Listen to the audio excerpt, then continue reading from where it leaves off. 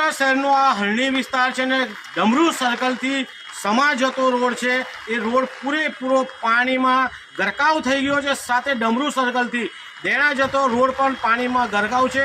આ વિસ્તારમાં હરણી વિસ્તારમાં અસંખ્ય ફ્લેટ ધારકો ફસાઈ ગયેલા છે। લોકોના ઘરમાં પીવાનું પાણી નથી, સાથે લાઇટો નથી, મોબાઈલ ચાર્જ કરી શકતા નથી, જમવાની પણ અવ્યવસ્થા સર્જાય છે। કેટલાય લોકોને બહાર નીકળવું છે, ફાયરની કોઈ સુવિધા નથી। કહી શકાય કે વડોદરા શહેરના મેયરશ્રી, ચેરમેનશ્રી, કમિશનરશ્રી દ્વારા ફક્ત વિકાસની મોટી મોટી વાતો કરવામાં આવી છે।